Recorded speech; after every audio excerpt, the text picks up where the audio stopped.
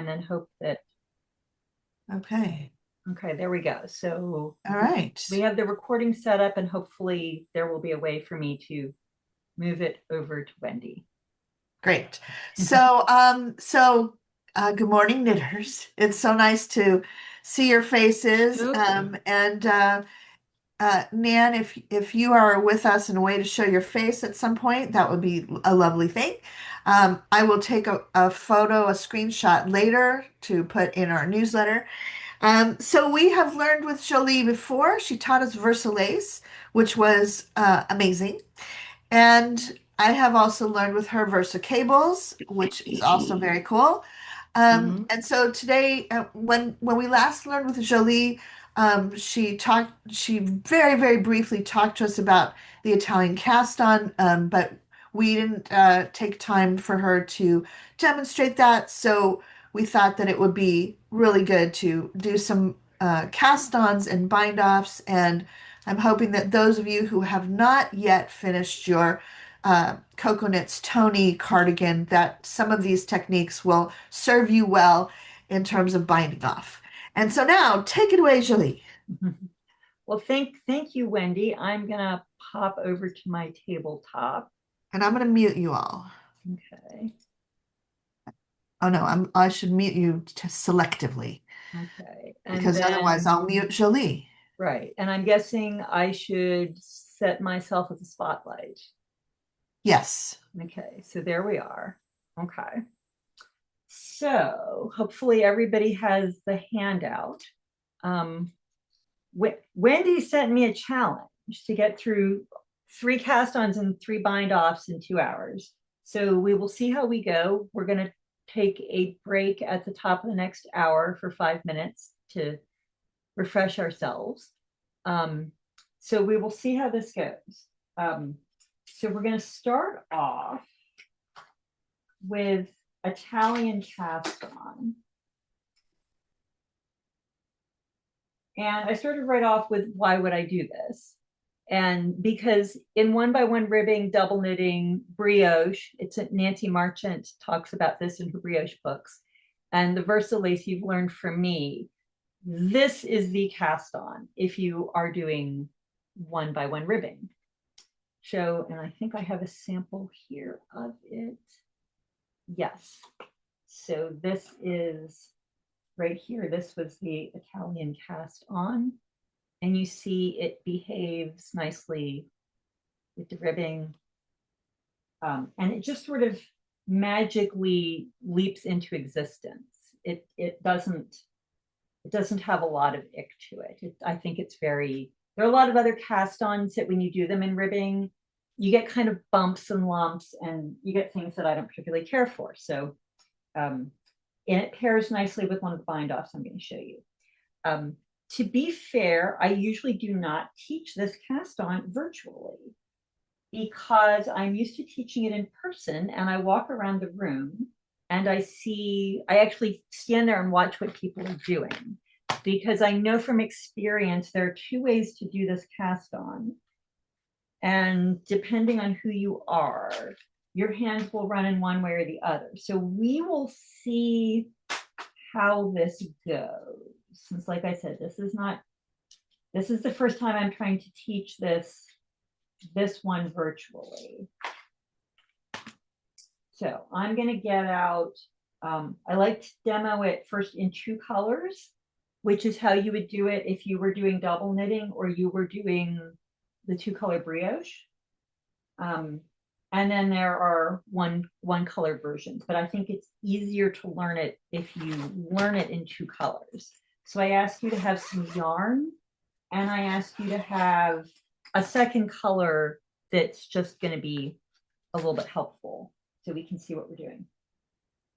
So I'm going to start with a slip knot that does not count as a stitch. And in fact, I'm going to put a marker in it.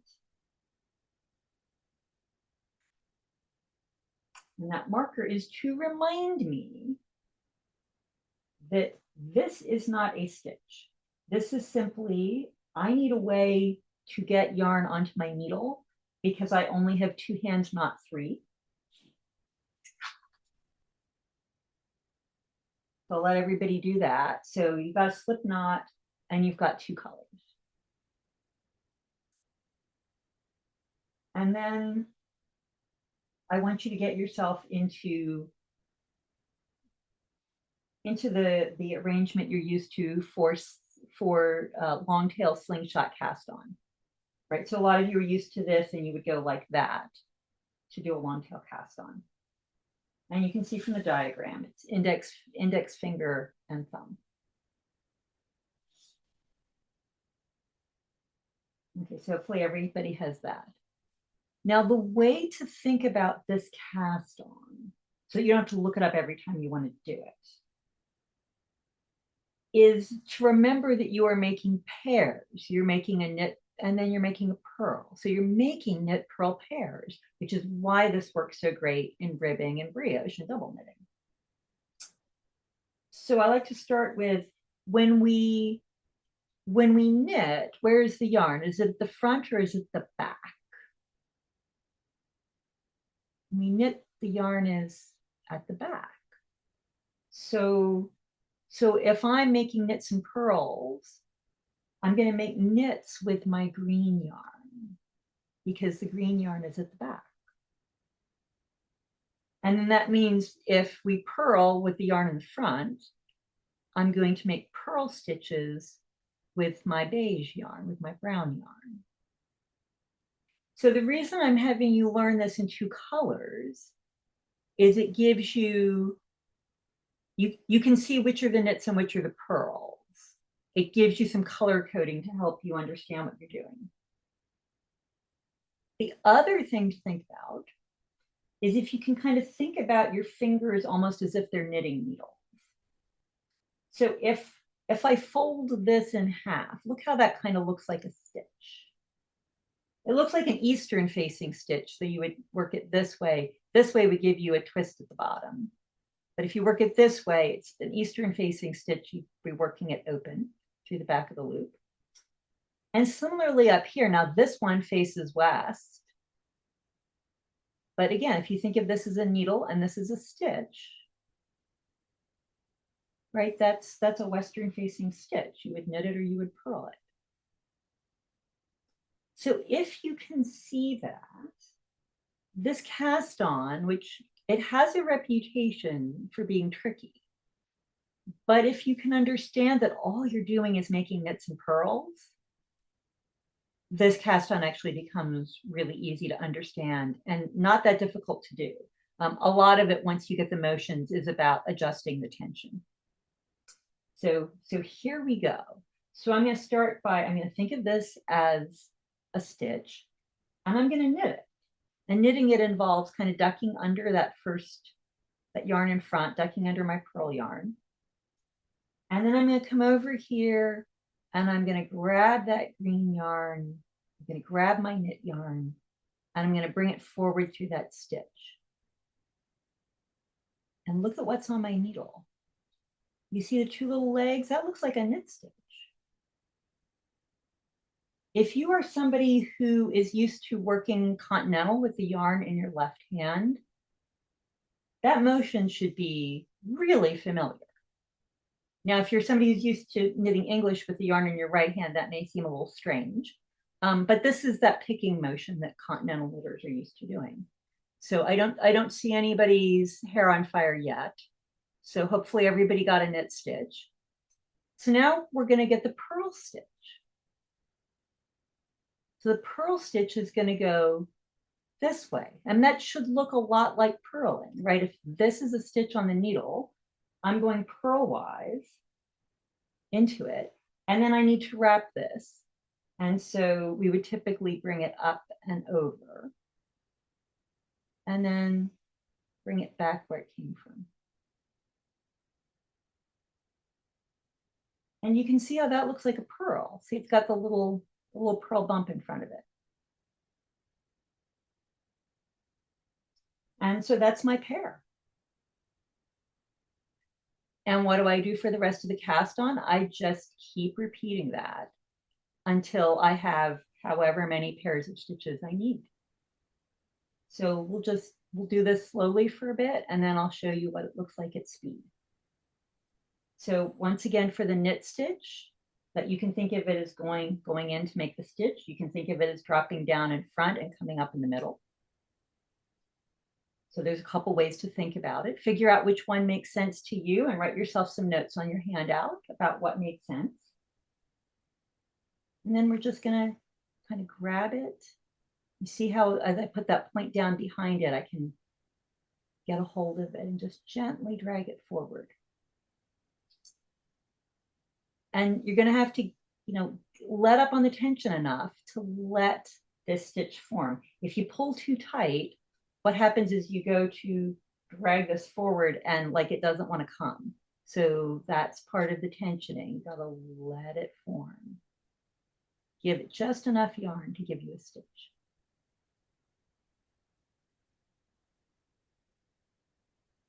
And now I'll do a purl stitch. So again, I'm going to think about this as if it's a stitch. I'm entering purlwise.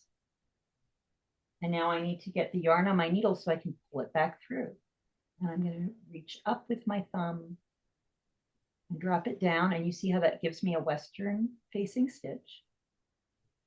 And then I just take the tip of the needle back where I came from. And again, you got to give this a little bit of yarn there. And that gives me a purl. So how are we doing? Do I have kind of a thumbs up or something? Although I know now your hands are all busy. Okay, I got a thumbs up. Okay. Okay. So we'll do a few more.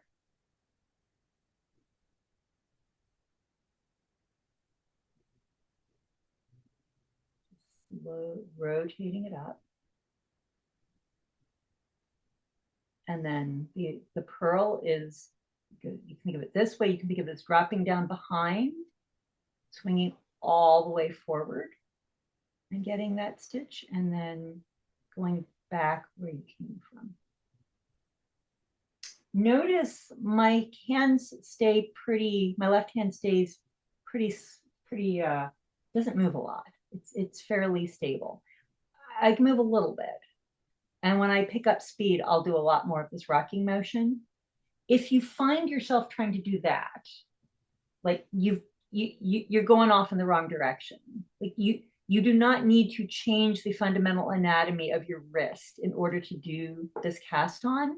So if you find yourself wanting to do that, just bring yourself back to this L position, the starting position, and then think again from there. So I'm going to do it again. Now I'm going to pick up a little speed so you can see what happens when you get good at it. If you're too tight, like I have to give this a little bit of yarn here. If I'm too tight here, what happens is this line doesn't want to lie flat along the bottom. This line will want to go rapidy, rapidy, wrap around your needle. So I tend to hang on to the most recent stitches with my thumb and my fingers of my right hand to just keep everybody lined up. Nancy Marchant actually gets a piece of waste yarn. Let's see if I can grab a piece here.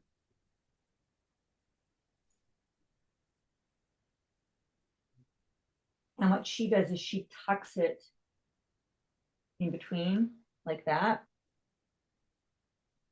And so she will cast on, like she'll go 1 pair, 2,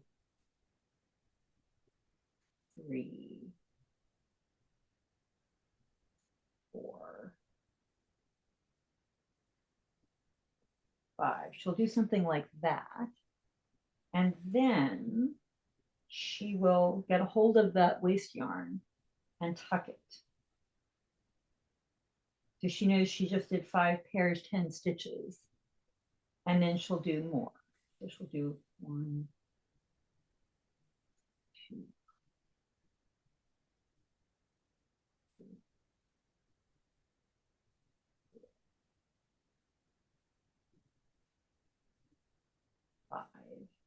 And then she'll bring that forward again.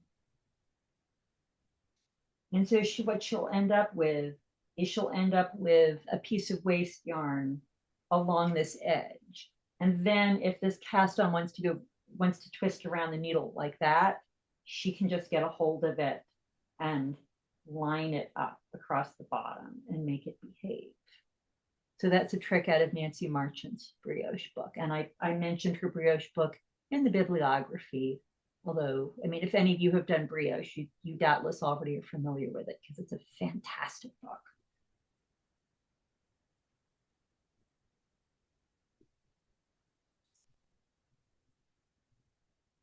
Okay, so let me pause for a minute and get some feedback. This is always the challenge of teaching online. How are we doing? So that waste yarn will help provide some stability when joining this cast on in the round. Yes, and that's an excellent point. This cast on in the round, when I usually, if I need this kind of thing in the round, I usually do waste yarn instead. I have done it in the round, and yes, you definitely want one of these lines in it if you're trying to do it in the round, because it will do lots of that and make a real mess on you. And it can be tricky to get it joined in the round without that notorious 360-degree twist that you don't want. But yes, if you want to do it in the round, absolutely, you want something like this on it so that you can see what's going on. Are people having success with it? Since I can't walk around the room and look over your shoulders and see, is it actually working? Okay, Deborah's got it down. She's not getting it. Okay, so guys, do a thumbs up for Jolie or a thumbs down. A thumbs down, Jolie will do it some more. Thumbs up means that we're doing good. Okay. Jackie has a thumbs I do up. have a question though. Okay. I mean, is this an appropriate cast on for something that's not in two colors if you're just doing a one color thing? Okay, so great question. So there is a one color version. So I will show you the one color version. I want to see Deborah. Deborah gave a thumbs down. Deborah, can you give me a clue what I got lost. I think lost. I just needed to do slower longer. So maybe I need to find a video. Okay. I did the knit and I did the purl and then I got lost. Okay. Okay. Well, if you did the knit and you did the purl, then you I don't know how I did it. You got all the pieces. Okay. Okay. Before I skip forward and show you how to do this in one color, I want to show you one more thing that I mentioned at the bottom of the handout. And this is the reason why I usually teach this. This is, like I said, this is the first time I'm teaching this virtually. Like, for the most part, my rule has been I only teach this in person because I walk around the room and watch what people do. Because those of you who are very good at three-dimensional thinking will realize that these motions are not mirrored. That this motion, down in front, grab and come forward, is not mirrored by this, where you ducked under both. It would be mirrored if you did this, come through the back and the middle and scoop it in the other direction. So that would give you a mirror. What it does is this becomes an Eastern stitch facing. So some people will do it this way. The knit is still the same, but the purl, instead of doing it that way, they'll find it easier to come up in the middle, knock the needle down on top, and drag this backward. And that's actually a perfect mirroring of what you did with the knit stitch. So some people will do it knit stitch and then they'll do it that way. Right, that's what I've been doing. I guess I didn't watch you properly. Okay. No. This is like I said, this is part of why I usually don't teach this one virtually. Why I'm used to walking around the room. Because in a room full of people, invariably I will get a few people who do that. And it's not wrong. In fact, I very often cast on that way, especially if I'm doing one by one ribbing, because I'm a combination knitter, and I don't remember if I mentioned that when we did Versalace or not. I sometimes show that when I teach Versalace. That you just have to pay attention when you turn and go to work. This stitch is now facing east, so you're gonna have to work it through the back of the loop. But if you know if you know your stitch facings and your needle positions, and I've been teaching that a lot, and I'm starting to see it on schedules at other places. So hopefully that is becoming common knowledge in the knitting world. You can just work it through the back of the loop. It's not wrong. And in fact, for some people, you'll get better tension this way. Mhm. And the stitches, your knits and your purls will be the same size instead of the purls being bigger. So, so my approach, and so I think some of you know this from taking classes with me, there's usually multiple ways to get to the same place in knitting. Do I care how you got there? I don't. As long as you have at least one way to get from A to B, I don't care whether you took a straight line or whether you took the scenic route through the Alps and came back, just as long as you got there. So when you do this cast on, it doesn't matter which way you do it, just as long as if you have stitches with an Eastern stitch facing, that you can recognize, oh, that's what that is. And use needle positions 3 or 4. Use the back of the loop needle positions if you don't want those stitches twisted. Yeah. Okay, so I think we had a request to see what does this look like in one color. So I will pull this out and show you what it looks like in one color. Now, if you, and the reason, by the way, I had to put the pin in here is because when I come back down, I sometimes forget that this isn't a stitch. So the pin would have been my reminder. This is not a stitch. When you get to it, don't work it, just let it drop off the needle and the slip knot will pop. For that matter, one of the things I've started doing for people who are having trouble joining in yarn, I just got my needle on the floor, let me grab it. There we go. One of my Tuesday night students really has trouble joining in new yarn. And so one of the things I've started having her do to join in yarn is just to do that. When she's got to join in a new yarn and then start knitting with it. And then when she comes back on the next row, she just drops it off. And I find that because this is on the right needle and the yarn's coming from the right, it feels the same as what she's used to in her knitting.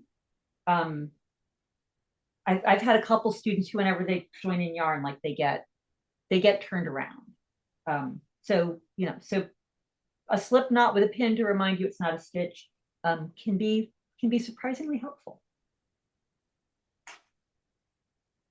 So for those of you who want to see how you would do this with one color, as you would for Versalace or 1x1 ribbing, the tail is running away from you, which is the opposite of what you do for long tail. For long tail, the tail runs towards you. But for this, the tail is away from you. And like long tail, you're gonna have to figure out how much. Hopefully you remember one way to do it is about 3 times plus a little bit, the length that you expect. Another way to do it is to wrap around the needle, like do 10 of those and see how long that is. And then, and then count from that. So that's another way to figure out your length.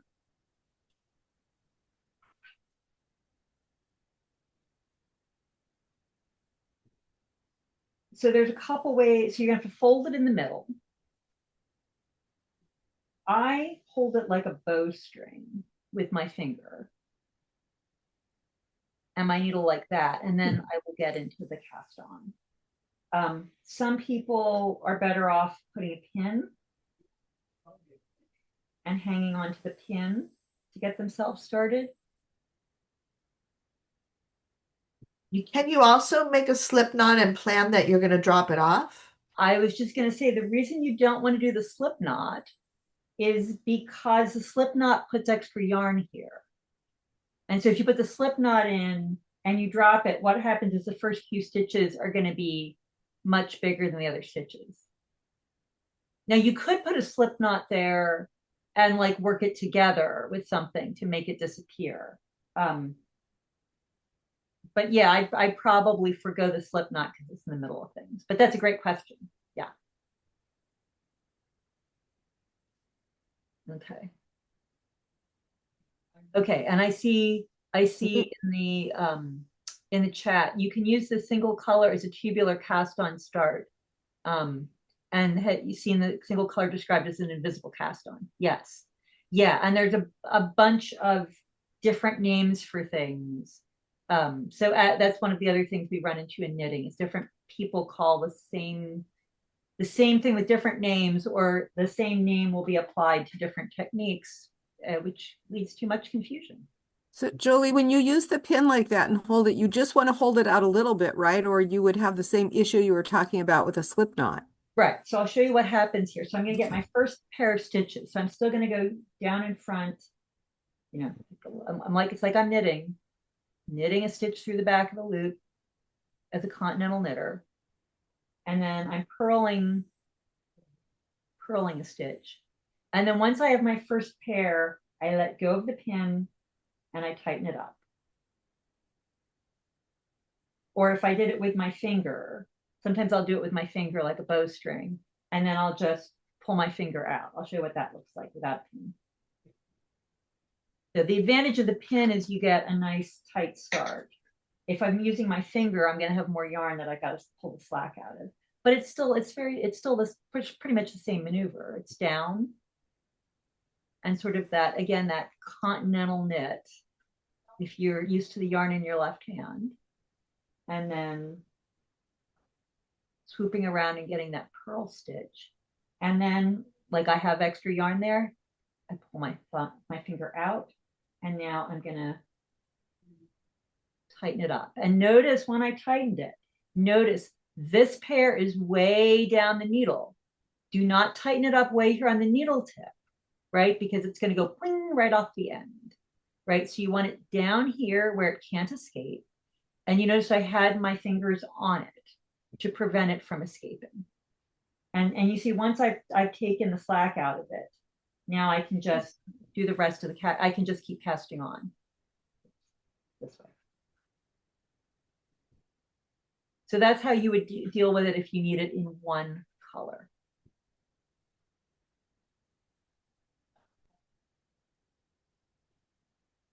It's the same movements. It's just, you can see when it's only in one color now, you don't have that nice color coding of the knits and the purls. Yeah, you have to keep count. You have to be very careful not to double up, I guess. Yeah. But is this adaptable at all to a 2x2 knit ribbing? Oh, that's a great question. Yeah, the 2x2 rib, I feel like it's always hard to get a great cast on for 2x2 rib. I have used this. What I've sometimes done on a 2x2 rib is you've got two knits, and is this cast on is knit, purl, knit, purl. And so what I'll do is it's almost like a cable crossing. Every other pair I'll swap them. It gives you a very slight scallop along the bottom of your 2x2 rib. So it's not quite as lovely. For a 2x2 rib at this point, I think I'd almost be happier doing just a straight up tubular cast on. Yeah, the 2x2 rib, because you can't do this one.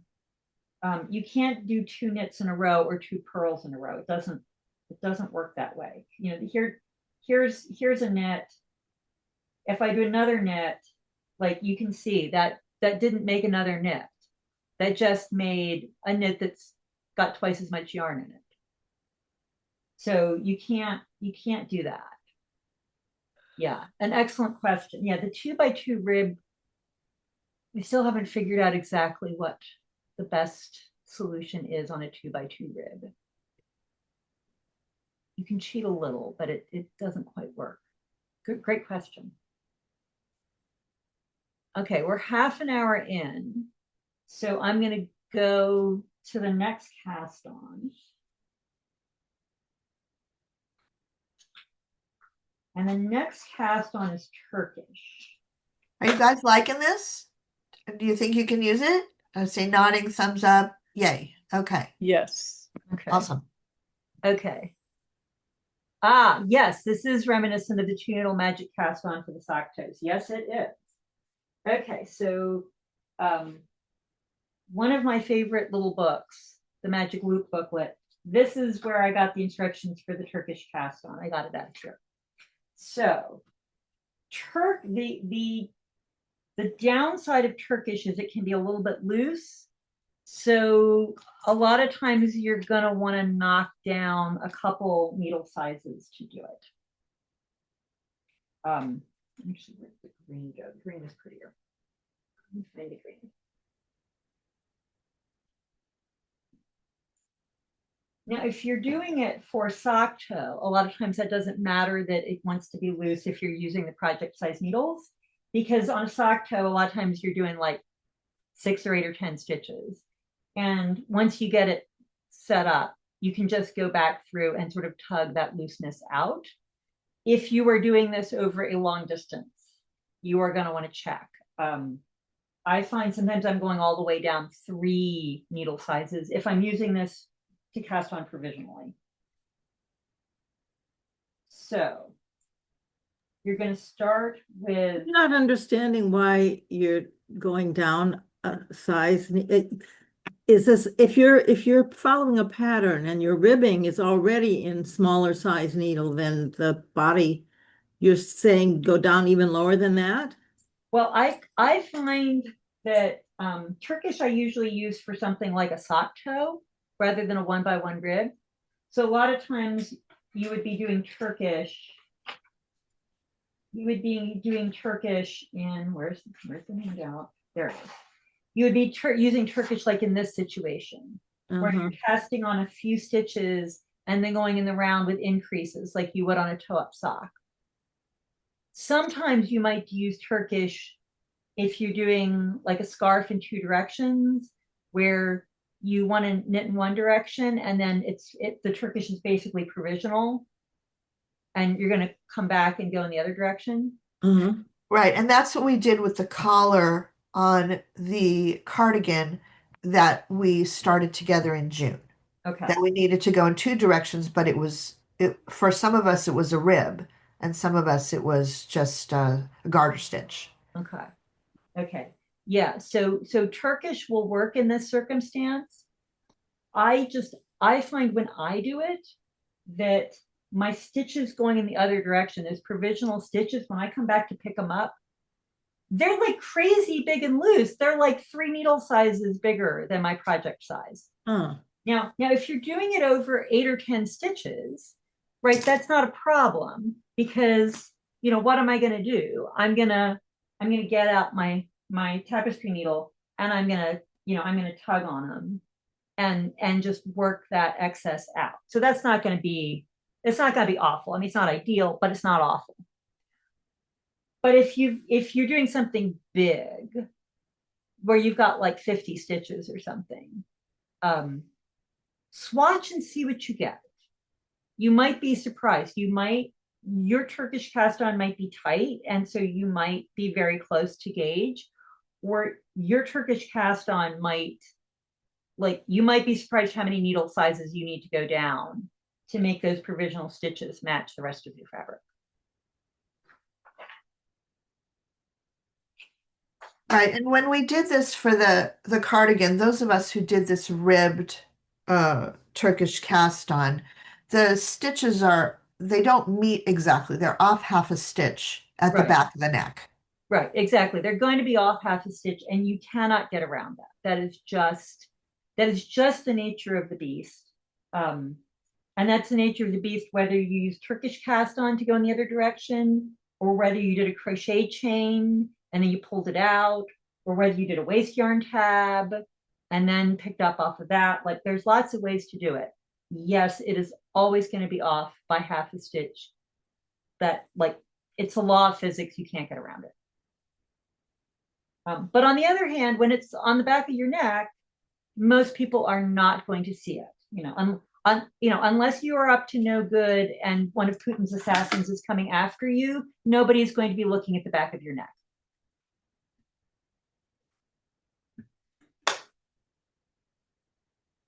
So Turkish is, I think for a lot of people, it's relatively easy to understand, which is why people like it. Like I said, I found when I do it, I get a result that's very loose, so I go down needle sizes. But as with so many things in knitting, swatch and see what you get. You might not have that. You might be good. So what I do for this one starts with the needles. I need 2 needles and I need them facing to the right.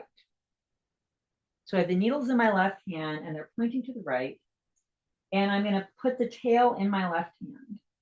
And if you're really afraid you're going to drop the tail, you can secure it to a finger so that it doesn't go anywhere. Okay. And what you're basically going to do is just make a figure 8 on the needles.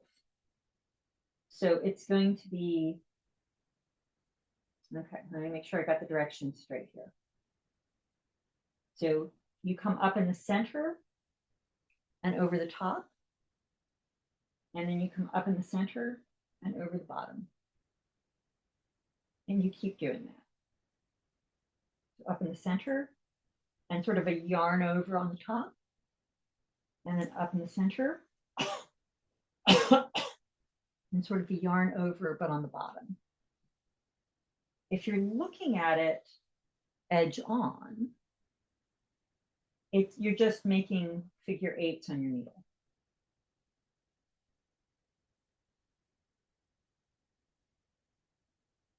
That's all you're doing.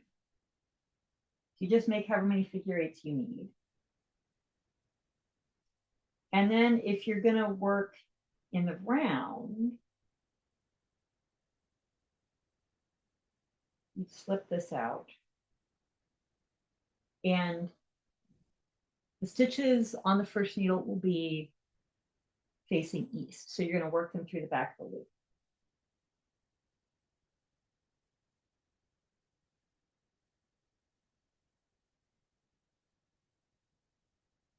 And by the way, you notice I do the Irish cottage thing where I'm not pulling the yarn up through, I'm pulling the old one over and off, which is why I have the speed that I do with the yarn in my right hand. And there we go. I mentioned in the handout, if I'm working this back and forth, I sometimes find this last pair, sometimes somebody evaporates. So sometimes I will, like if I need 10 pairs, 5 and 5, or not 10 pairs. If I need 10 stitches, 5 pairs, 5 and 5. Sometimes what I will do instead is do 6 or 7 on each needle and then work my way down. And then if somebody tries to escape, it doesn't matter. I can just, whatever the excess is on the end, I can just let it evaporate. Because as you can see, this last stitch wants to get away. So if I were using this provisionally, right, these are my live provisional stitches. And so I could park this on another needle. I could slide a cable through it and put little end clips on it. And then I could just keep working back and forth this way. If I want to go in the round, I have to make sure I don't lose this last stitch. So I've got to hang on to it and get myself rotated around.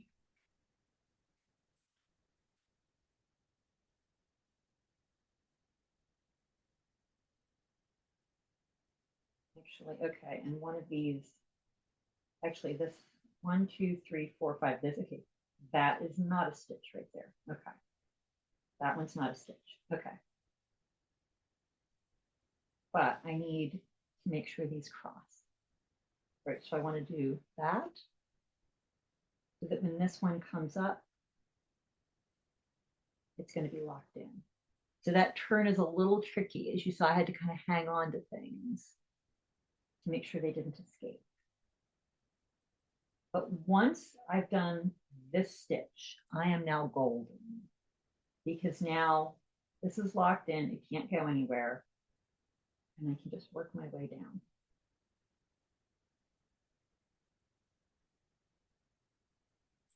And what I have now is I have the start of a sock toe.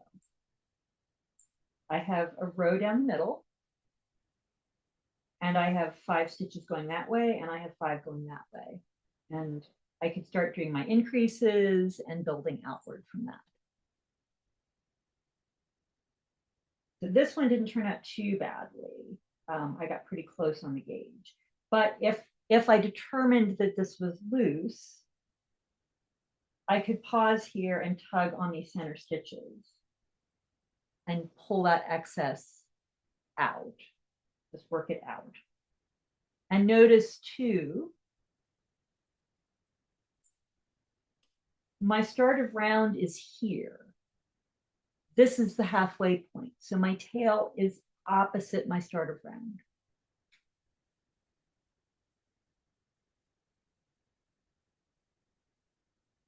I'm sorry, I had to step out for a moment. So once you have this cast on the needles, which needle do you pull out first, the top needle or the bottom needle? Ah, great question. Okay, so the last, you look for where the last stitch is that you made, which is here. So in this case, I'm going to pull out the bottom needle, Okay. and I'm going to push the top needle back this way if I'm doing magic loop. What will happen when you do this as a sock toe, you're looking at this edge on. So when you first start, it's going to be the bottom needle comes out and the top needle is the one you knit off of. And again, you can always figure that out by where's the last stitch that I worked. Well, I'm not going to be able to work that one again. So it can't be this needle. This can't be my left needle. This has to be my left needle. At some point when you're making the sock, you will end up with this once you have a lot of fabric, and you'll have stockinette coming up the sock, and then all of a sudden you'll find yourself pulling the back needle and going to the front needle. So that is one of the things that throws people off when they first do magic loop, when they're doing sock toe, is because when you first start, you're looking at the tippy tip of the sock toe, you're looking at it edge on, and then at some point in your knitting, you'll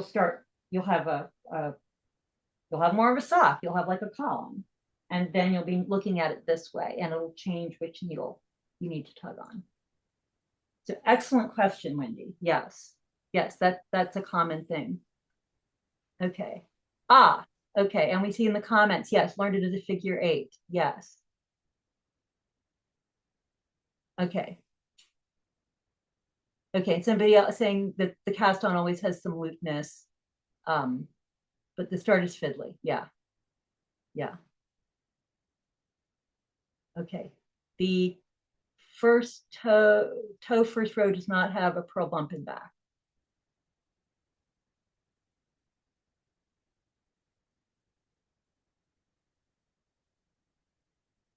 Okay.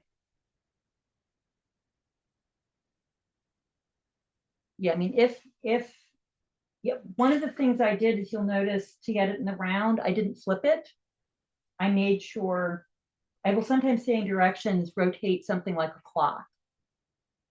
Or I'll even say to students, if you are at risk of flipping it, put it on the table and do this, so that you don't flip it, so that you keep all the purls on one side and all the knits on the same side.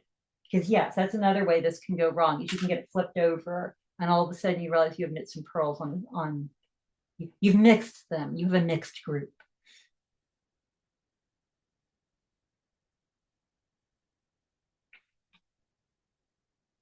Okay, so that was the Turkish cast-on. And again, you saw that one's fairly fast once you get it going. I mean, it's really just a figure 8, and then you knit it off. Most of the trick to it is the dexterity to manage the tension and all the little pieces.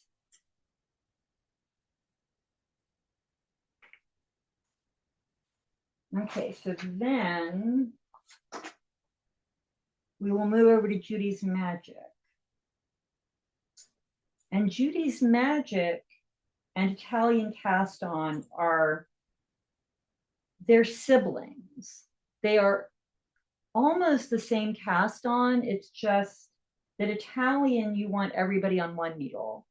And the Magic Cast-on, you want the stitches spread across two needles.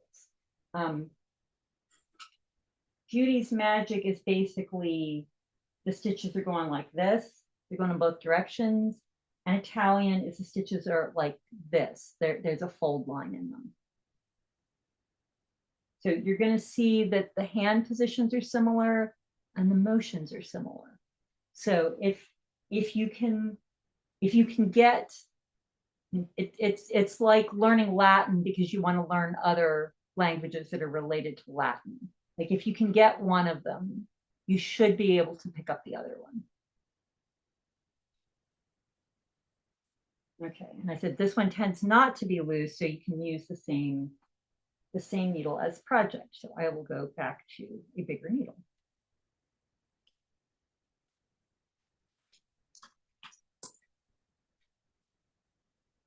Okay, so this time the needles are in your right hand and they're facing to the left.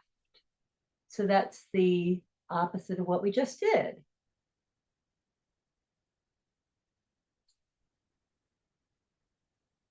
The tail is on the index finger and the skein is on the thumb. So again, this is what we did a minute ago when we did Italian in one color.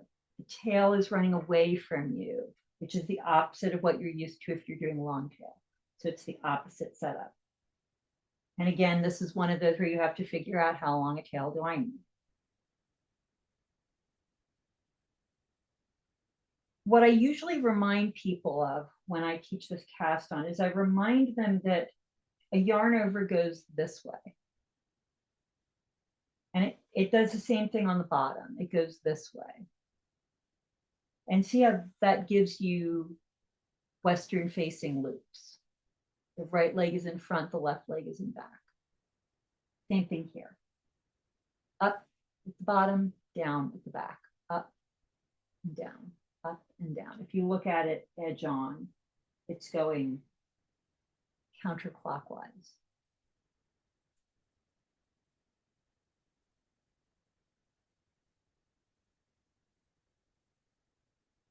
So also the way I'm going to show you here, this is the method that Jeny Stamen uses.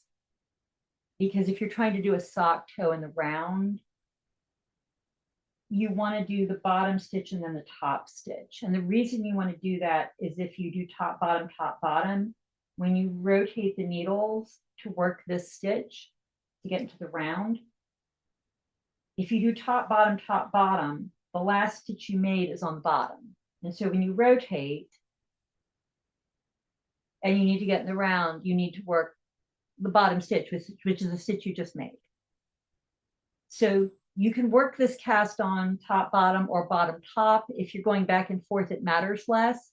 If you're going in the round, I do the bottom stitch first, then the top stitch, because then when you turn to go in the round, the last stitch you made was here.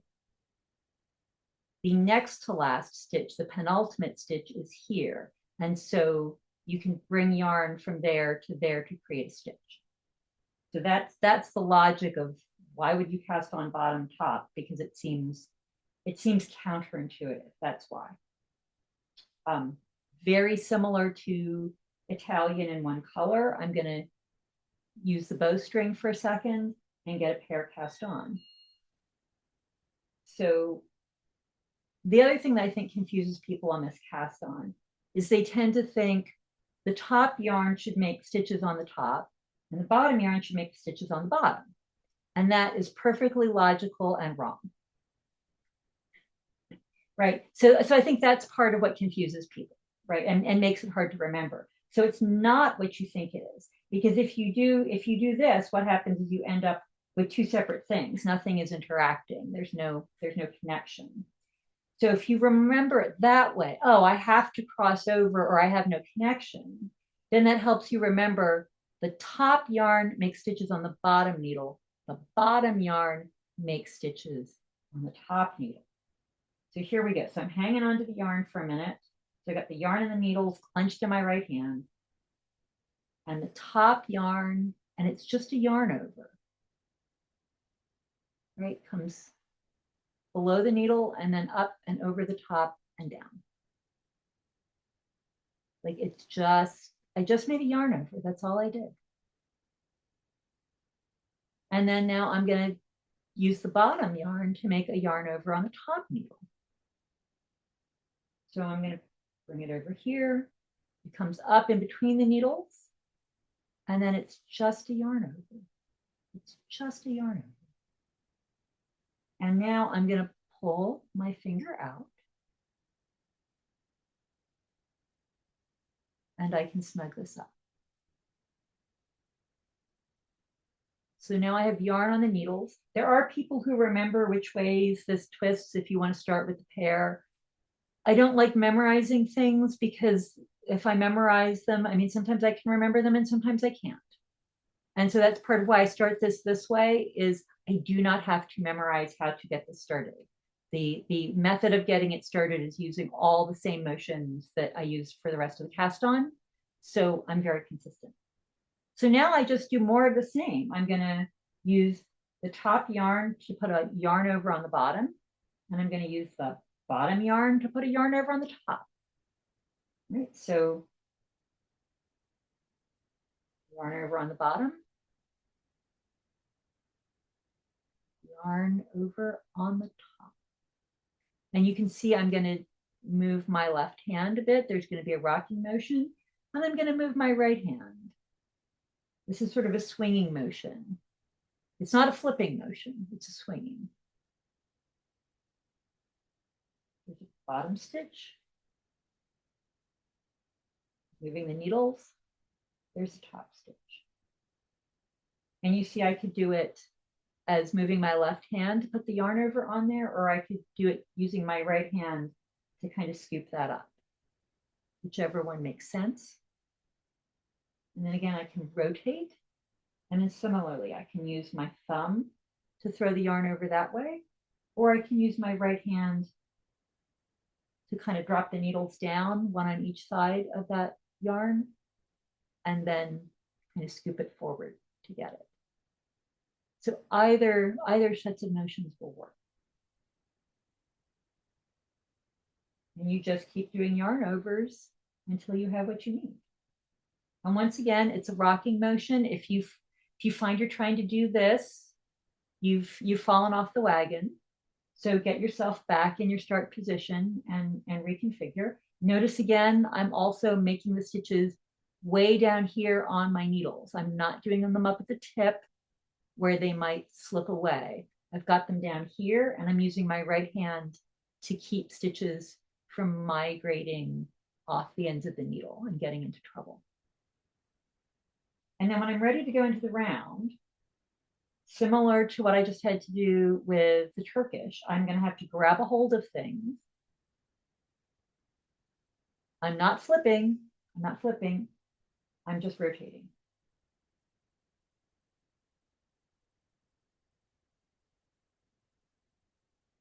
And this is my active yarn. This is my tail. I need to make sure I've got just a little cross right there. Right? I don't want that because then we're not tucked in. I want that. Okay. Yes, okay. And somebody's Nan saying how, yeah, that the start can be a little confusing. Yeah. And then similar to what I just did with Turkish. I can scooch this out.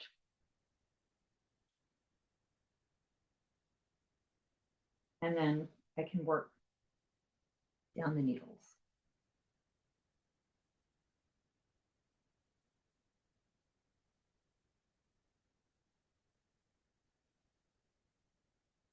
And you notice I only have to do one side, not two.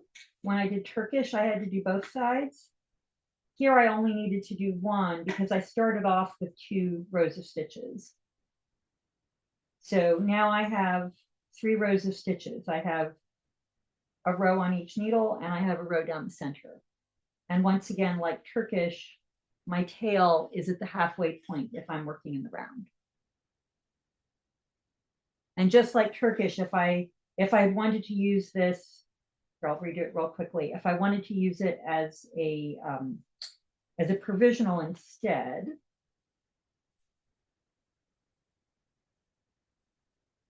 and this will give me a chance to show you. You can also wrap this in the other direction. So you should put, like, I'm teaching you to wrap it this way because then you get stitches that make sense. Actually, yeah.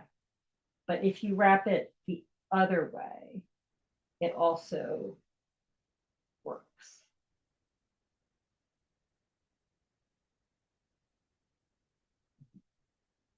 I sat down and practiced it. I knew and I confirmed that it worked. You just get into questions of who's facing west and who's facing east and which rows have to be worked through the back of the loop. So that's the only thing. Yeah, like if you wrap it the other way, now this has to be worked through the back of the loop. So if you happen to wrap yarn unders instead of yarn overs, you're still good. You can see how this could be used as a provisional, just like the Turkish. So I could go back and forth here and I could just leave these parked on a needle or on a cable and I could come back and they would be waiting for me. So either Turkish or Judy's Magic will get you into that ready to be provisional thing if you like that.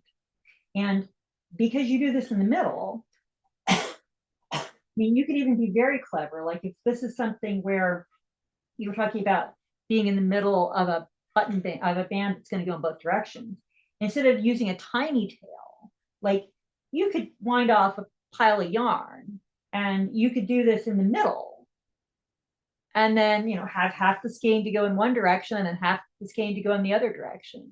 You could do that if you were doing a fisherman's sweater, or not fisherman's sweater, fisherman's scarf, where you have patterns that have a direction to them. And so a fisherman's scarf will often be done with the patterns like this, and then it's joined at the back. And then that way, when you wear the scarf, the pattern is, you don't have one pattern going up and one pattern going down. You have them both in the right side up orientation. Okay, so do we have any questions before our break? I know that was a very quick zap around three cast-ons, but hopefully you saw that they are related to each other. Some of what we did with Judy's Magic was similar to what we did with Italian, and some of what we did was also similar to what we did with Turkish. So I think as a group, they kind of inform each other. Okay, and I see. Okay, so let's ask. Yeah. Yeah, so Molly has her hand raised. Yeah. Yeah. So Molly, you want to ask a question?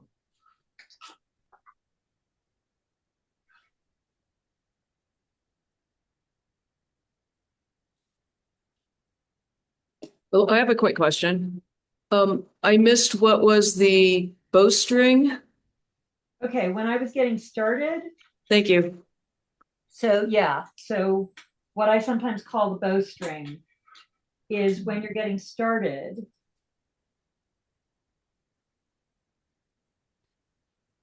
Yeah. When you're getting started and you need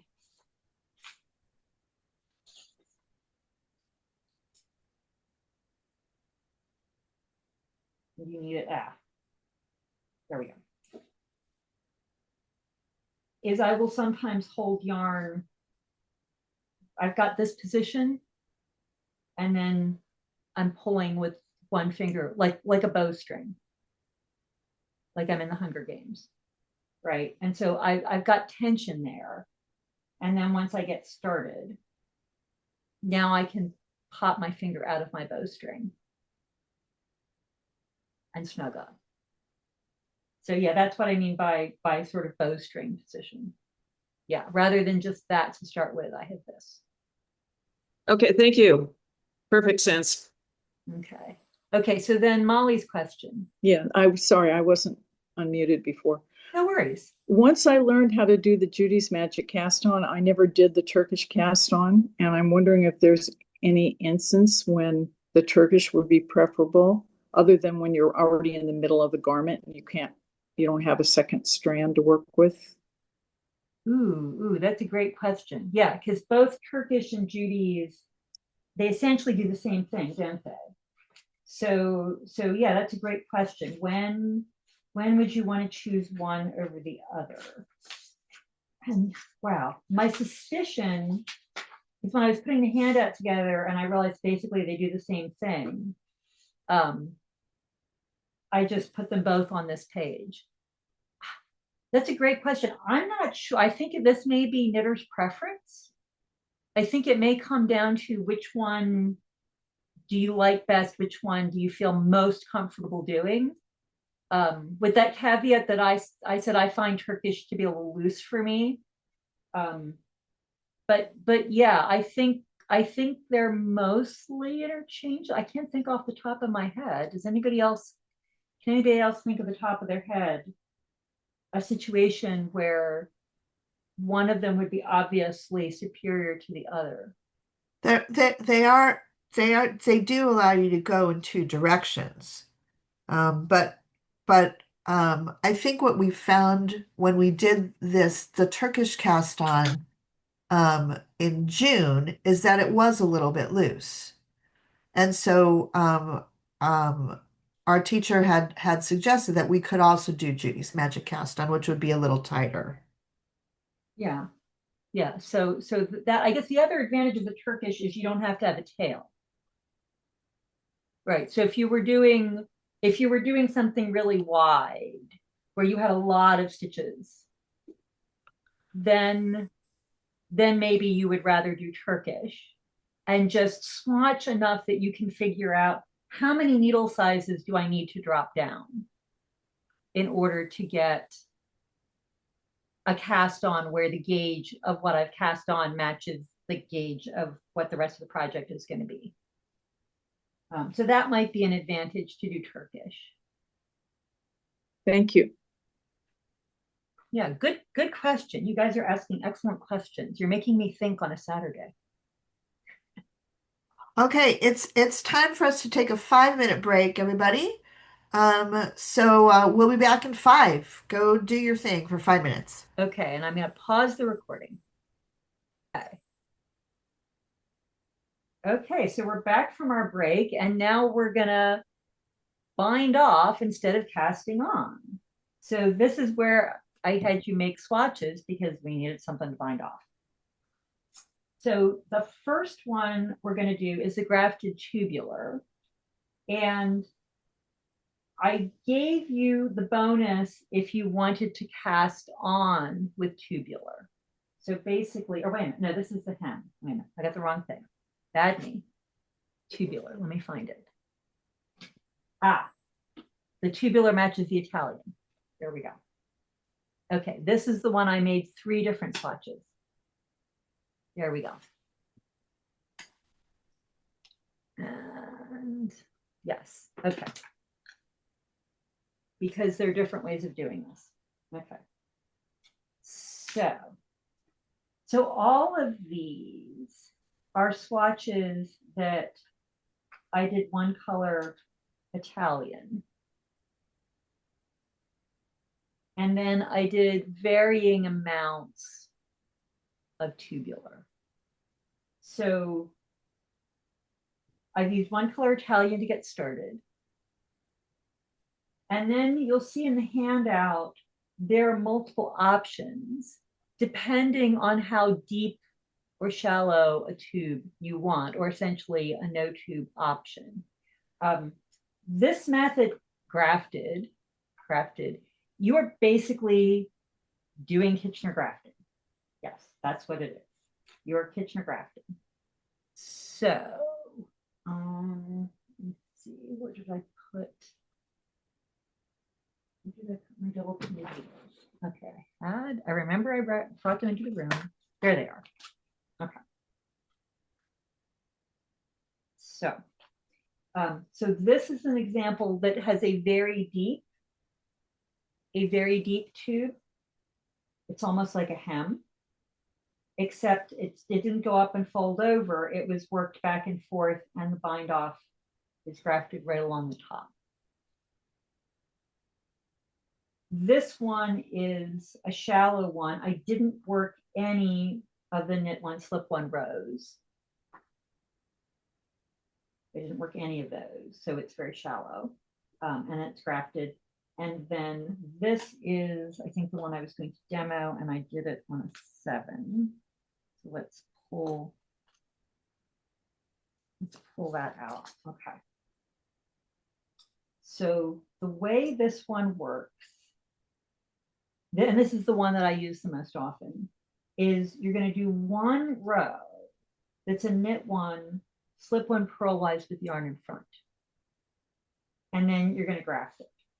So what does that look like? So it's knit one,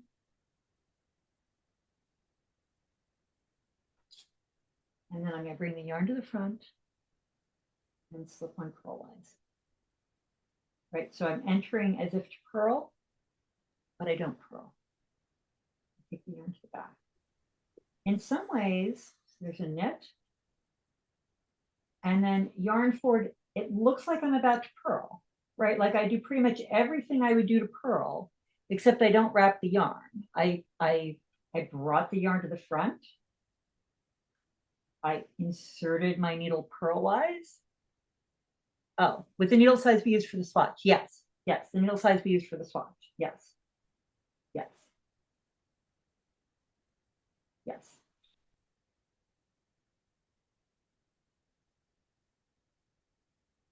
Good question. So it's knit, yarn forward, act like you're going to purl, but don't, yarn back. And we'll just do that all the way down the needle. And I'll do some of that with the yarn in my left hand. For those of you who are continental knitters, it's knit, yarn forward and slip, knit, yarn forward, slip. And so this is creating a teeny tiny channel. If you keep doing this over and over again, particularly on 1x1 ribbing, it gives you the deep channel that we saw in this one. It's basically a version of slip stitch double knitting.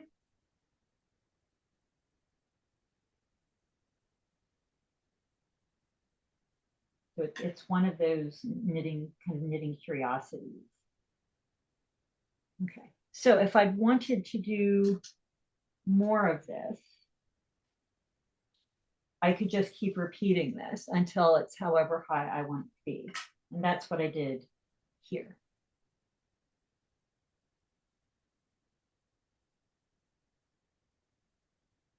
And you see on this, but you really only have, it behaves differently. You only have like kind of half the stitches because of the slipping. So you see how far the ribbing wants to stretch versus how far the tubular edge wants to stretch. So if you do a lot of this, you're going to lose some of your stretch. But depending on the project, that may be fine. This one, I lost a little bit of stretch, but not as much because I did not do the knit slip row. I just went straight into the edging. So it's going to be a Kitchener graft. And hopefully nobody here is afraid of Lord Kitchener. I feel like I need to have a pin that says, I do not fear Lord Kitchener. So there are two ways to do it. One way is to leave all the stitches on the needle. The other way is to do it over 2 needles. So I'll start by showing you what this looks like on 2 needles, which means I have to get everybody on 2 needles. Do you see how I have to get a pair of needles and work it back and forth? These are DPNs. So I'm putting all the knits on one needle and all the pearls on a different needle.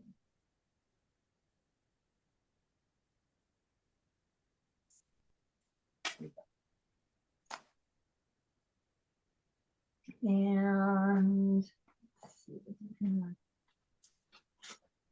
let me grab a slightly different colored piece of yarn to show you what this looks like with contrasting yarn. Now, normally you would do it with the yarn that goes with the project. You do the typical 3 to 4 times the length, snip, and then put it in your tapestry needle. For demo purposes,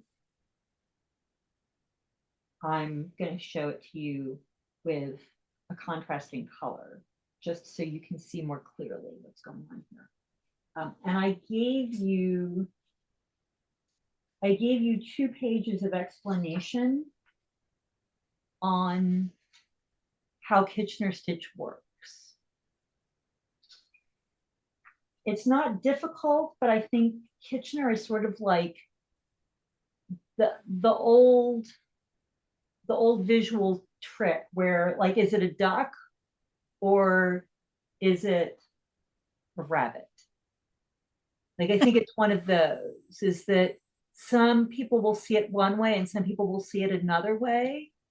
And so I think the trick with Kitchener is to figure out what is the way that you see it, and then understand that and do that. So for me, I tend to think of up and down and inside and outside rather than knitwise and purlwise. So I'm going to start, basically, what do I want to do? I want to create a knit stitch. So, you know, a knit stitch is one of these, right?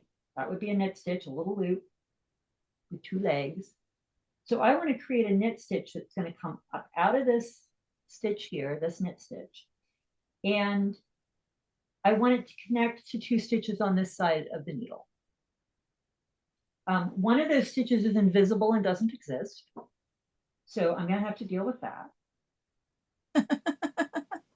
But Wendy, I think somebody's laughing. But again, this helps me keep track of what I'm doing, because I can, once I understand it, I can do the same thing I always do. I just go, this stitch is invisible, it doesn't exist. So I know I need to come up. So it's, I think of it as inside to outside or coming up through the needle, because knitting is coming up, it's coming forward. Some people see this as going purlwise on a knit stitch. So I'll bring this up. Okay, and now I need to join it to the other side. And that should be 2 movements. It should be outside to inside and then back. And the stitch I need is not here. It doesn't exist, but I'm still going to do the motion. So it's outside to inside for the first stitch, and then inside to outside for the second stitch. I'm going to bring the yarn around underneath the needle there, just so it doesn't, if it pulls across the top of the needles, it's harder to see what I'm doing.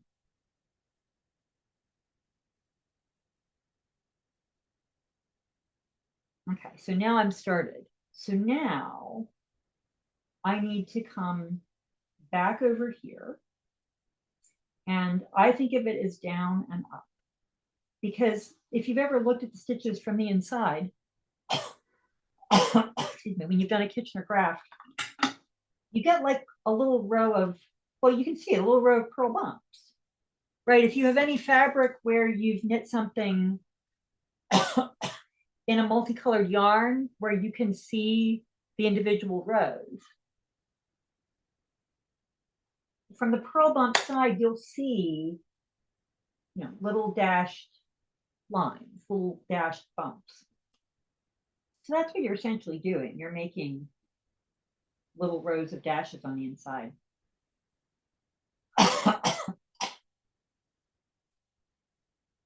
Okay, So I need to finish this because always two there are, right? So you need a second leg.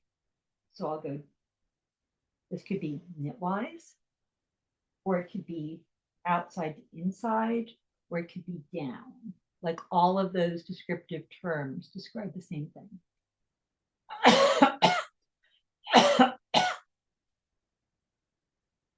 And because this now has two legs, I can pop it off the needles.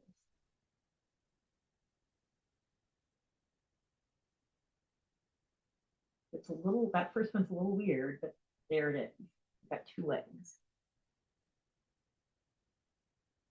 And now this is inside to outside, or up, or purlwise on a knit.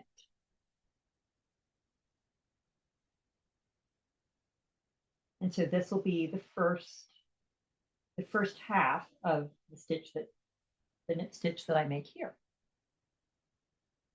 So now I got to go over here, and this only has one leg, so I have to finish this because always two there are.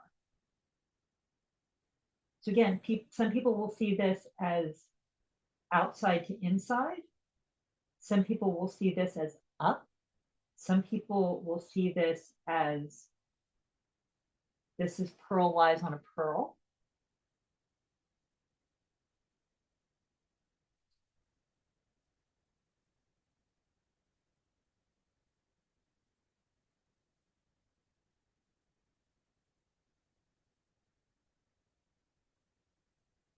Okay, that first one's a little loose and weird.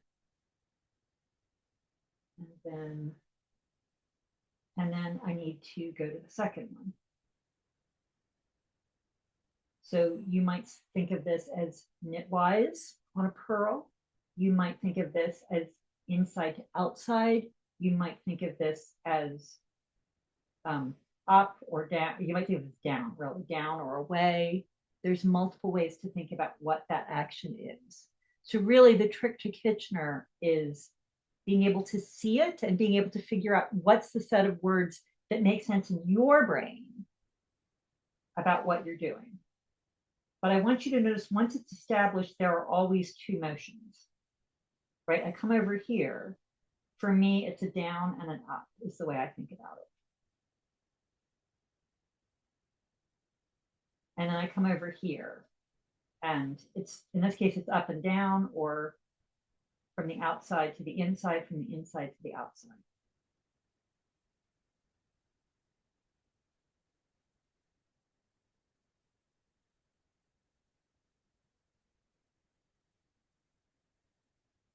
And what you end up with is you end up with a row of Kitchener grafting, bringing everybody together. So always two motions there are, and always the previous stitch.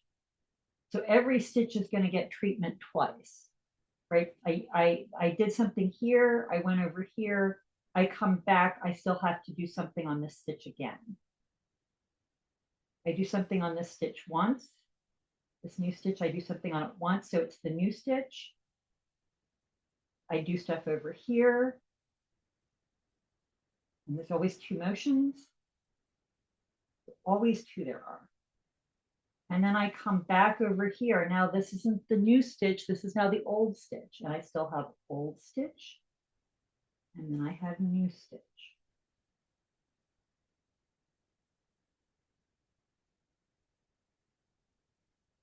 And so that's joining it together.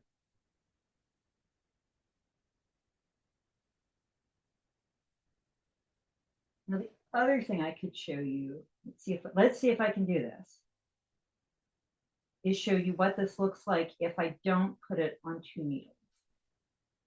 I put it on usually in my patterns, I'll tell people to put it on two needles and get graft as if it were sock toe, because that's what I just did.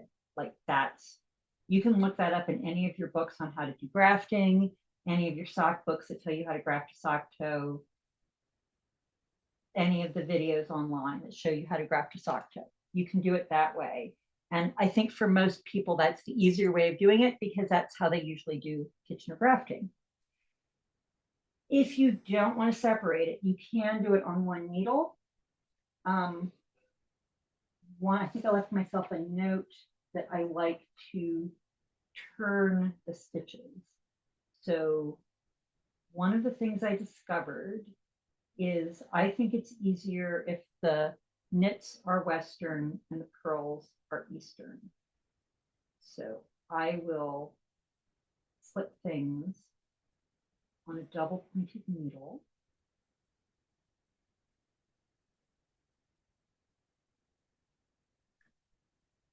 So that my knits all face west and my purls all face east. And you're going to see in a second why I do that. So I've done my maneuver on this side. I've connected my old stitch with my new stitch. So now I need to finish this one. I've done half. Because you see there's only one leg coming out of it. It needs a second leg. So I'm going to come around needle position 4, that purling up through the back of the loop, but it's still an outside to inside. I'm going to pop it off. So that part seems a little tricky, but here's what's sweet. Because it's facing east, see how easy it is for me to just slide in there? If this stitch were facing west, I'd have to like come all the way around like that to get into it. So changing the position of it so that it faces east makes this a little easier to work. And then I come back to the front. And so again, I'm going to finish this because it only has one leg. So I'm going to go knitwise and finish it. And then I'm going to go purlwise to start the next one.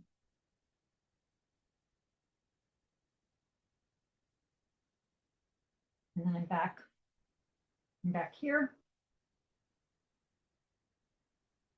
And again, so this maneuver is a little strange to come around behind, but I can do it. I have plenty of room to work.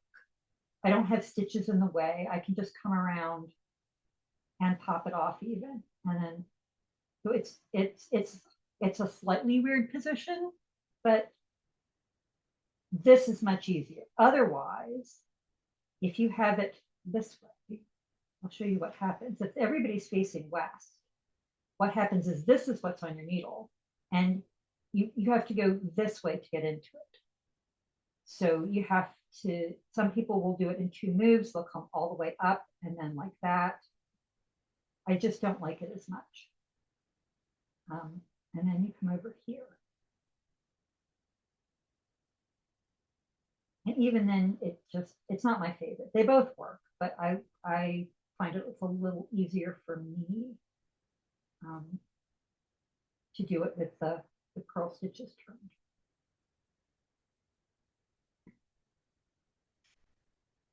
Okay, and so we've already used up half an hour. So you keep doing this all the way to the end. And when you get to the end, you're going to get the kind of half thing you got at the beginning. And the way I think about it is I just think about, okay, that stitch is there, but it's invisible. So I will do the maneuver.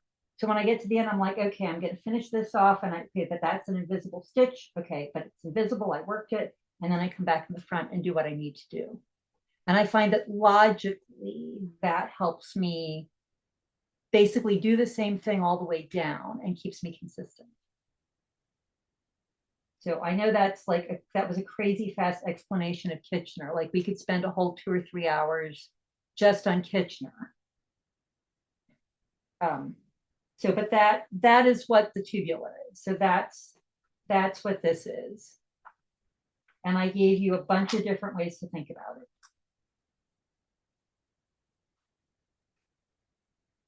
So, and then ultimately with Kitchener, if you're really stuck, I should have grabbed it earlier. If you're really stuck, a way to learn Kitchener is simply to do a swatch where you have one row in the middle that is a different color. And then practice picking that out and putting it back in. And you don't even have to pick it all the way out. You can pick a part way, and then put it back in. And just keep practicing until the architecture, the structure makes sense and the movements make sense. Because on a certain level, like Kitchener is one of those, it's like bicycling. Like you have to do it until it makes sense. It's like I can talk about it intellectually, but I can't put it in your head. You kind of have to do it until it makes sense to you. Okay, so that's the grafted tubular. But like I said, it gives you super, super lovely, really nice on the end of something that, particularly if you don't put a lot of the tubular in, it gives you a really nice edge if you're doing the top of a collar, the top of a sock if you were doing toe up. Doesn't have quite as much stretch as some other things, but most of the time it's got enough. Okay. But this will be really good, guys, if you have not finished your Tony and you're doing ribbing at the bottom, this will look really nice. Yes, yes. This gives you just such a lovely edge. Oh my gosh, it's just, well, I mean, this is why I use it with Italian, because both edges look the same. Like I have to have a note here to tell me which way is up. Okay, so then I wanted to show you the grafted hem. Okay, so this is the grafted hem. And I gave you as a bonus, I gave you if you wanted to do the hem as a cast-on. So if you do the hem as a cast-on, you're basically working provisionally. So you're going to have, you're going to do something provisional here. It could be Turkish, which is what I did. So it could be Turkish to be provisional. It could be Judy's magic, but you need something that gives you provisional. I think Turkish is pretty well here. It could be the trick with the crochet chain, where you pull the crochet chain out. So whatever you like. And then I gave you the formula to get up into this. So here's the trick. So, and somebody asked about this before we started. For the hems, you want the inside to be just a little tighter, just a little smaller than the outside. And I did work this, and I've worked this one needle size down. And even then, you see how with the acrylic, it wants to pop forward a little bit, it wants to roll. So I probably should have worked this 2 needle sizes down. So the advantage of working this 1 or 2 needle sizes down is it's a little bit smaller, and it will want to pull that hem down so that the hem doesn't want to roll and flare. So you start with a smaller needle size, and then when you're ready, you're going to fold the fabric, and you're going to do what looks like a 3 needle bind off. You're going to have one side on one needle and one on the other, and it looks like a 3 needle bind off, except you don't bind off. So you're working a stitch from each needle together, and that's not difficult. And then you're off and running, and you can do it either purlwise if you're on the purl side, or knitwise if you're on the knit side, just whichever you need to do. So that was how to get the hem at the beginning, and you see this is open. Oh, and this is, I put in a purl ridge for turning because that a lot of people like that for decorative. You can also do the yarn over knit 2 together, where when you fold it, you get the little picot, which is super cute. But for this, you wanted to see what happens if you want it at the bind off. So it's sort of the reverse of the cast-on. Right, so I had you put in a turning row, and then you work a few rows so that it matches. And the one thing I added that the instructions you find in books is not going to tell you is I had you put in a lifeline.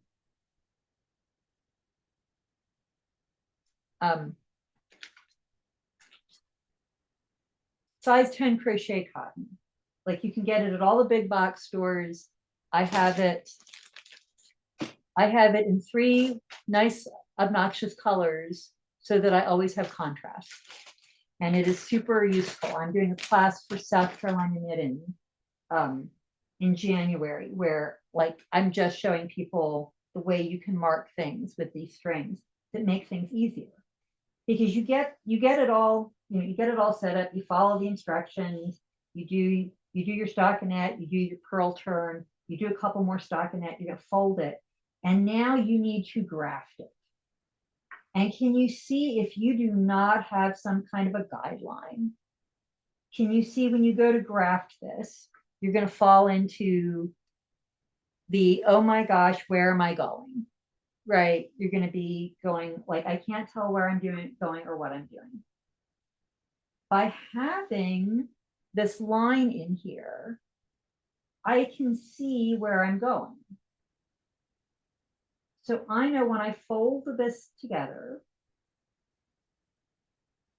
what I want is when I pull this together, I am going to want these to line up here. So I'm going to want to go through the bump that is, there's a valley, there's a mountain. I'm going to want to go through the mountain that's underneath the pink. And then I want to go up and then back down. So I'm going to cross this pink line. And that's why I put that pink line in, so I can see what I'm doing. As with many things, the biggest trick is getting started. I think I figured out I liked starting with that going there. So I think I figured out I preferred to make this kind of the edge. So it's going to look a lot like that Kitchener that we just did, right? I'm going to have to come up. And then down in a stitch that doesn't exist and up in a stitch that does.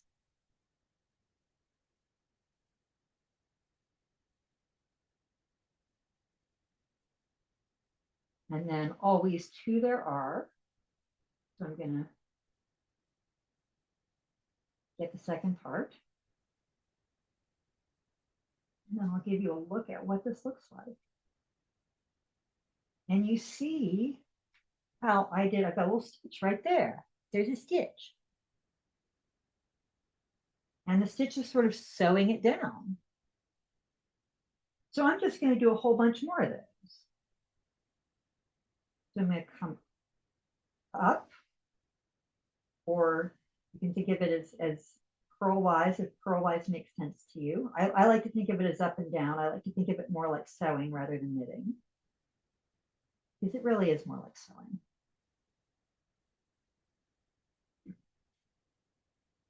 Okay, then I'm going to come over here.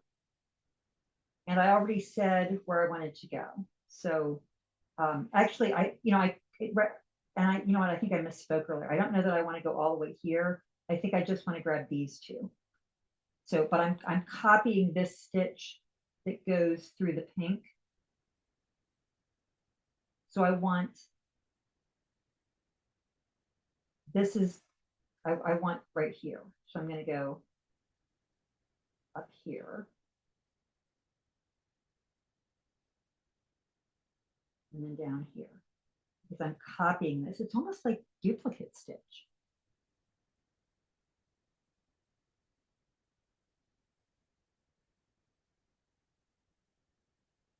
And then I'm going to go down through here. So I finished the stitch, and now I'm going to tighten everything up.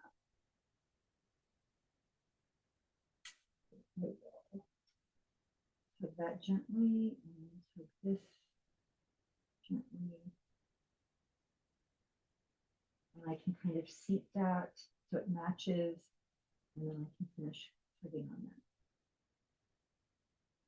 And so you see how I've kind of sewn it down, and I'm going to tug so that it sort of matches the gauge. So that stitch is very similar in size to its neighbors. And then I'm going to go to the next one.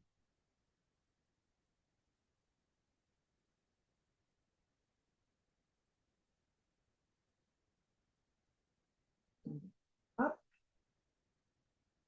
I start that's half of a knit stitch.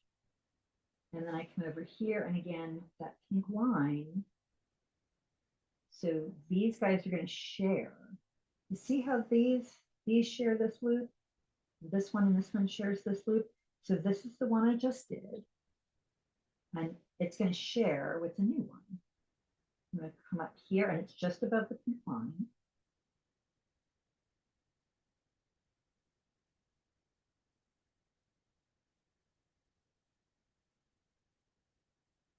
And then down.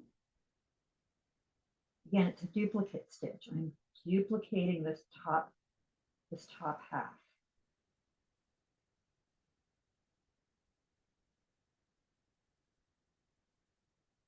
And then back down.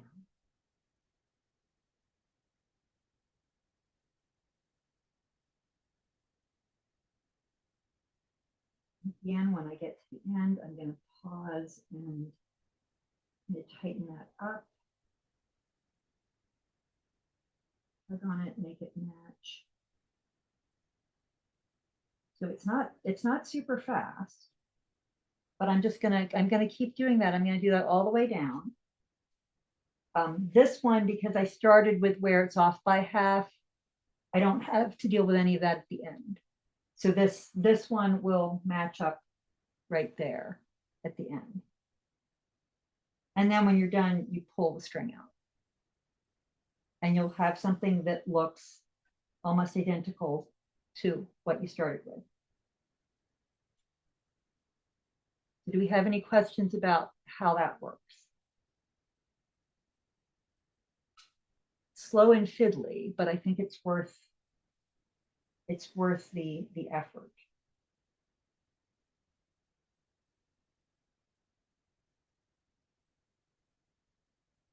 Okay, and by the way, I have in my beginner class where I teach people how to sew seams, so we do things like mattress stitch and things like that. I have been having people put in lines like this as well, but vertically, so they can see where the wales are, so you get lined up. And I have been amazed at the success people have been getting with this. So I highly recommend, if you're sewing seams, just any of these kind of fiddly techniques where it's easy to lose track of, you know, am I here? Am I here? Am I over here? I find having a visual line that kind of tells me where I am makes a huge, huge difference. I have a question Yeah. about that lifeline. When I use a lifeline generally in my work, I put the lifeline in at the time I'm at that row. Yes. But this looks like you put it in afterwards. No, I actually put it in when I was at that row. Oh, you did. I So think you knew that's where you were going to be by the time you knew how deep that hem was going to be. yeah. So I put it here. So insert a lifeline. So I actually gave it to you in the instructions. But that's a great point. Let's say you realized you got it all done and you forgot to put in that lifeline. Then what you can do is you can just pick up, you know, the trick is figuring out which row you want to be on. Mm-hmm. It's trickier, particularly in a field of stockinette that's all the same color. But if you can figure out where it goes and you can stay on the same line, you can Put it in. Right, you can do that. And when I have been a naughty knitter and have made a mistake but did not have a lifeline, what I will do is I will take a size 0 knitting needle, you know, the size 0 circular needle that you don't use for anything, but you bought the set so you have one. And I will pick these up like this on the size 0 and then rip back. And then knit off the size 0 in whatever my needle is. So that's a way to do an afterthought lifeline. Oh, If that's you are very somebody good. who tends to knit quickly and forget to put in lifelines and then Yeah. makes mistakes and realizes, oh wait, I got to go back. Okay, that's very good. Yeah, there's a lot of cute tricks for that. Okay, so then the last Yes. Oh, comment, just what's good about a lifeline is that if you pick up with needles, it distorts stitches because of the thickness of the needles. And a lifeline doesn't have that thickness, and so it doesn't distort the neighboring stitches. And that's one reason I find it useful in cases like this. Yeah. Yes, yes, I agree with Margot. If you try to pick stitches up on the project size needle, it often does not work the way you hope it will. And that's a useful thing that we don't always think about when we learn to knit. The stitch, the needle in your right hand, this is the one that's determining what size your stitches are. The needle in your left hand can be anything as long as it's smaller than this. So you can always knit off of something smaller onto something bigger. And there are definitely times when that's an advantage. That's why you suggest using that 0 size needle if you're going to use a needle. It's essentially thin like the thread. Exactly. Exactly. One of my friends gave me one of hers because she never used it. And I quickly discovered, well, I don't knit with it very often, but it's a super useful tool when I'm trying to pick things up. Yeah, that's interesting. Yeah, yeah. And since it's got a pointy end, I don't even have to find the tapestry needle because it's got a pointy end. So it's got its own stiff end that I can just weave through things. It's super useful.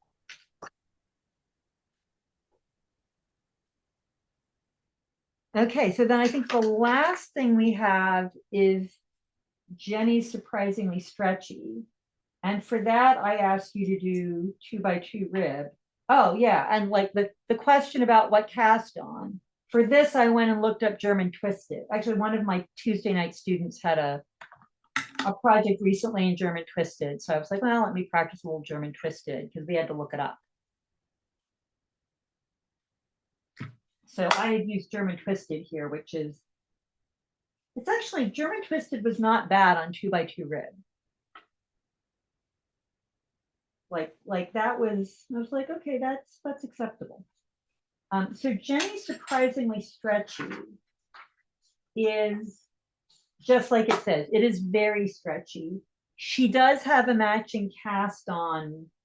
It doesn't look identical. She does have a surprisingly stretchy cast on, which is essentially a whole bunch of slip knots worked right next to each other, very, very close.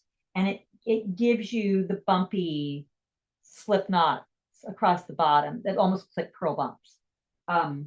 So not her surprisingly stretchy cast on is not my favorite in that sense. However, that particular cast on is great if you are doing a shawl with a garter stitch edge and you're going to block it aggressively because those little bumps will match in. So I didn't bother to give you that. You can always look it up on the internet. I know Jeny has the video for that, but I did give you for the handout the Surprisingly Stretchy Bind-off. Okay, so Kyoko had a question, Jolie, before you go forward. Did I do knit purl German twisted? Yes, I'm pretty sure that that's what I did. Yes, yes. So Kyoko is right. I probably, that's possibly why it looks so good. Yeah, you're right. That's probably what I did. Is I probably did the knits knitwise and I did the pearls purlwise. Because now that I think of it, I had to stop and think about it. Yeah. But yeah, that always experimenting. Like that's when I'm like, that's useful. I may or may not shoot a video about that at some point. Yeah, sorry, Margot, we don't have time to talk about that. We have 9 minutes left. Okay.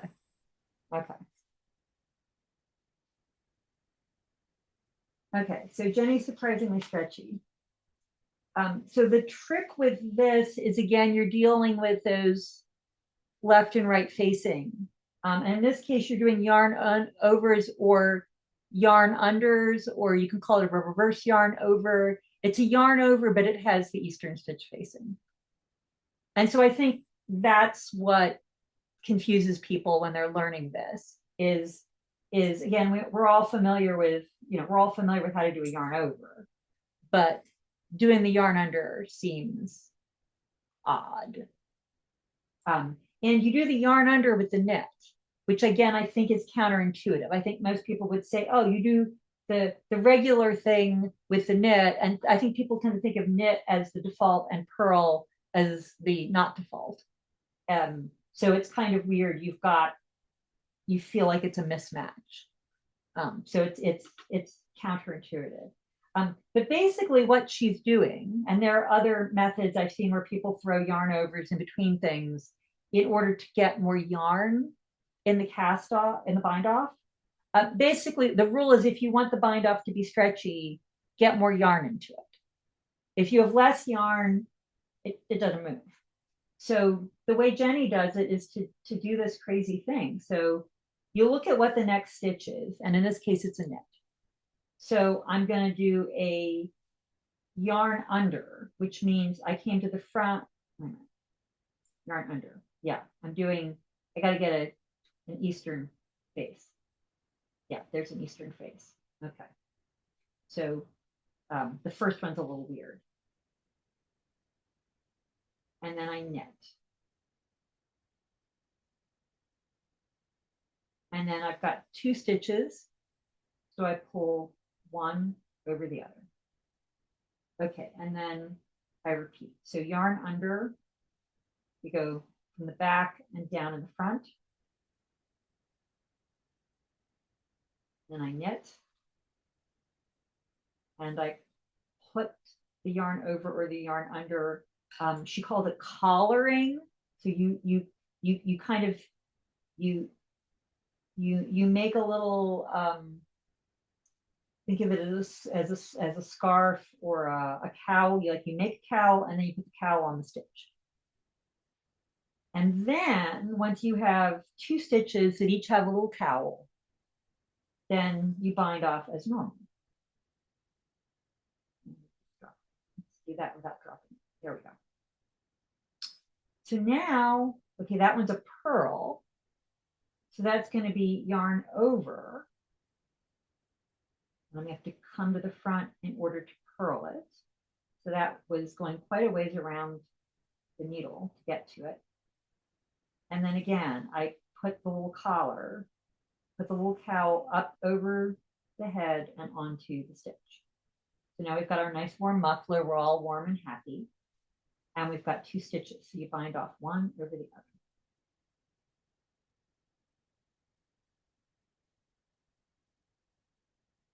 And then I look at the next one. It's a purl.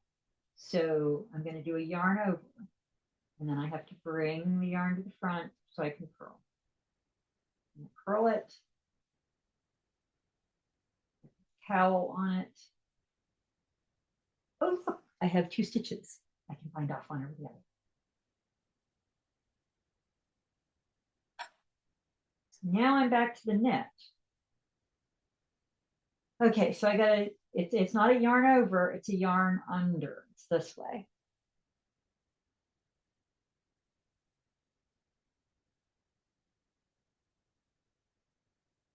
So you give it some little cowl and then you bind off. And you just keep doing that. So the trick is being able to read your knitting. You see the edge is a little bit decorative, but it has a lot of stretch to it. So this edge will, I find it sometimes a smidge floppy. I sometimes have to drop down a needle size when I do it. It's definitely something that I have to swatch it to see what I need to do to get the result I want. But at the same time, it has tremendous stretch. So like if you were doing like a turtleneck sweater, like this would be a great way to bind off that turtleneck at the top, especially if it's a really narrow one and you're like, okay, this needs to go from this to go overhead and then back. It would be great for that. A lot of people find this works well on the top of a sock. And the reason I put you in a 2x2 rib for this is I wanted you to get practice having to switch between knit and purl. Having to see, well, what happens if it's a purl after a knit? What happens if it's a knit after a purl? I wanted you to have to work out a little bit.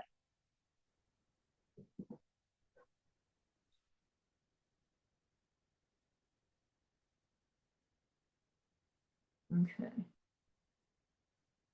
Yeah. Okay, so do we have, what do people think of that? I know I rushed it a little bit.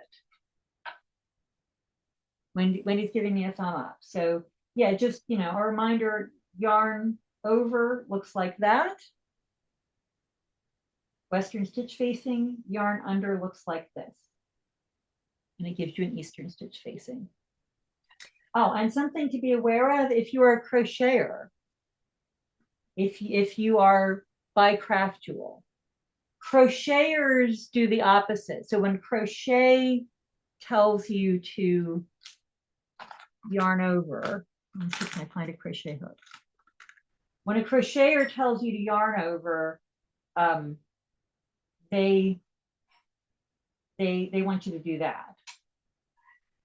So crochet yarn over is Eastern and a crochet yarn under is Western, because why would we use the same words to describe the same thing? That would be silly. So just if you're moving between knit and crochet and following instructions from the other one, be aware that there's some confusion in how the terms are used.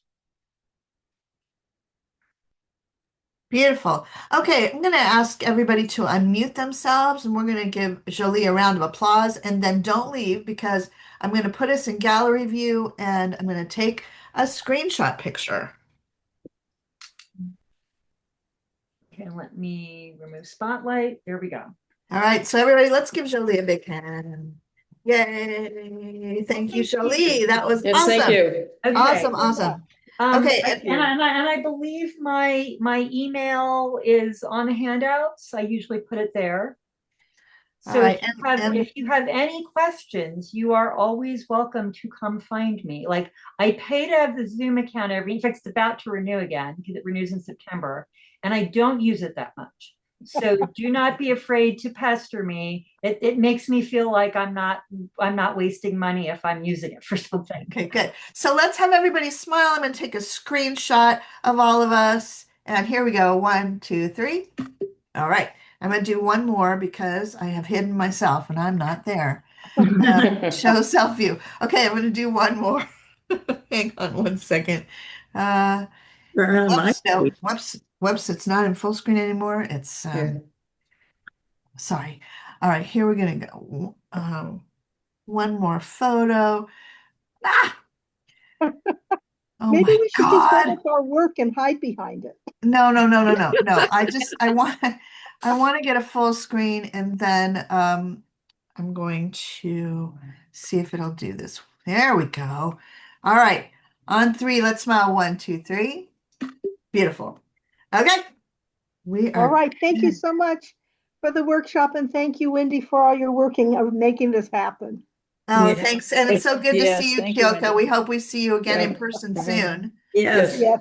All Thank righty. you, Kyoto, for asking such fantastic questions. Yes. Well, thank you all. Thank Thank you for inviting me back. I hope you continue to knit and make beautiful things. We Thank you. absolutely will. Thank you again, Jolie. This you. was lovely. Really, really Mhm. good. And Wendy, may you have a good Rosh Hashanah. Oh, thank you so much. Thank you so Yes. much.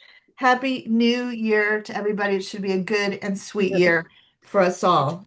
Fall is harvest, so, it should be a good and sweet harvest. Let's hope so. All right. All Thank right. you all. Take care, Bye-bye. everybody. Bye. Bye. Bye.